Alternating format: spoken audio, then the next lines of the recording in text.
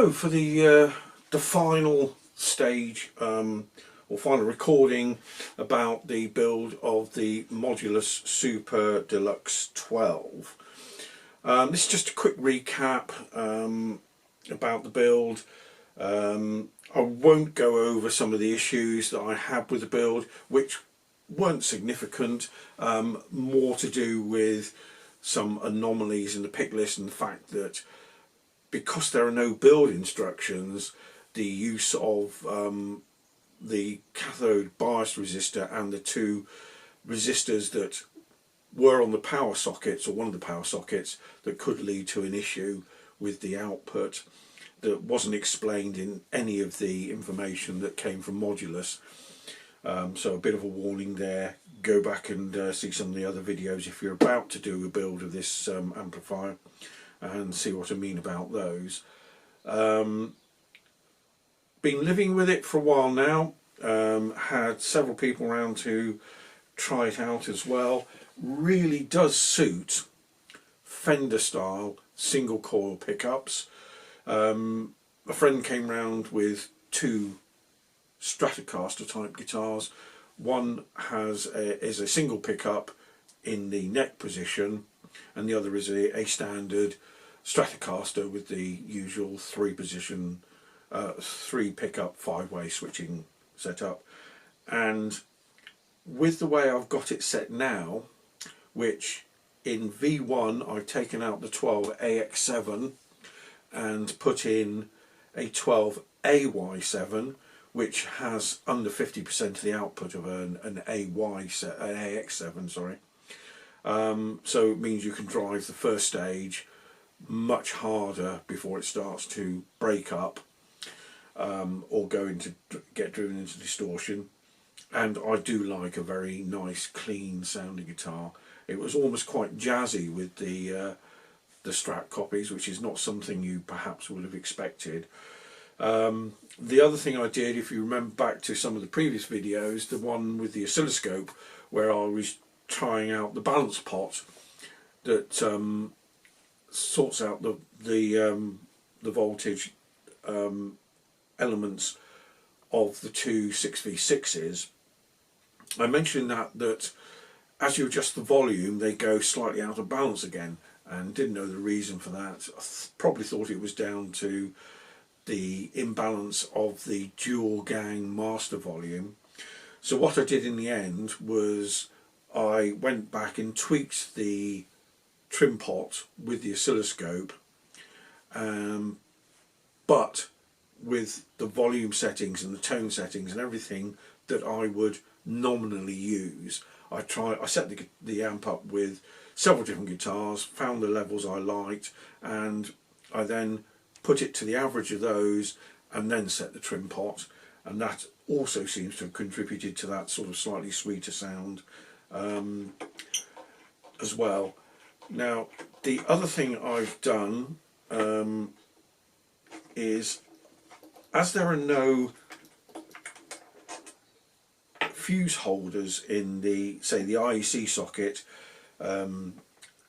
most of my other amps either have IEC sockets for the mains input with a little drawer underneath that holds a fuse and can hold a spare fuse. I always like to have spare fuses on hand, but I don't. I've got a large box of spare fuses, both fast and slow blow.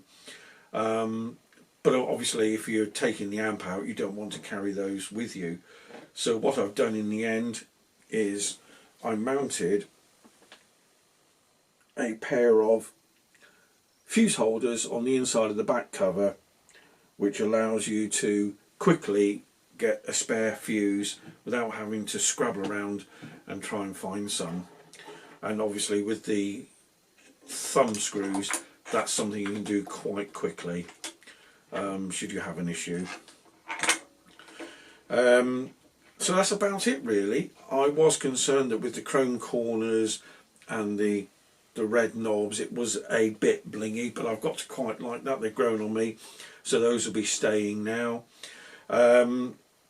What I've been doing over the years is gradually replacing all my amplifiers in combos that I own,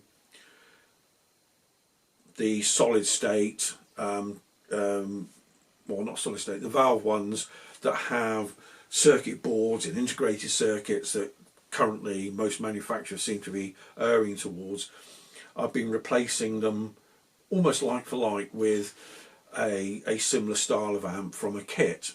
And the only amp I've got left now is a Fender with a double or a pair of EL84s in the output stage. So I've just ordered the, not a like for like swap in this instance, because I've ordered the ROX-15 Tone Boost amp, which is presumably meant to mimic or be similar to the Vox AC-15, but it's a double EL84. So I've put my Fender combo up for sale and ordered the ROX-15 Tone Boost kit from Modulus. Now, the only reason I did the videos for this one was because I couldn't find any information on it apart from a playing demo, and it's always nice to see the inside of these things as they're being built. I found the Modulus video with Michael playing through his built version, and there was somebody doing a playing demo with a 20-watt version, the dual 6L6 version. And similarly, there's nothing on there about the ROX-15 kit, and because that's the kit I want to build next, I'll probably make some videos of that as well. They'll be along of the similar standards, so not particularly good, I'm afraid. After that, the only other kit that really piqued my interest is the Golden Bottom 50-watt EL34 bass amp, so I might have a go at that afterwards as well. I did get rid of my EL34 amp a couple of years back now, and I have missed something with a bit more oomph in it occasionally, because you can actually get some quite high levels out of that sort of an amp without going to distortion, especially in my practice studio in here. So that's it. The last video in this series about the Modulus Supa Deluxe 12, and perhaps look out in about a month's time for some videos when I start building the ROX-15 Tone Boost. Bye.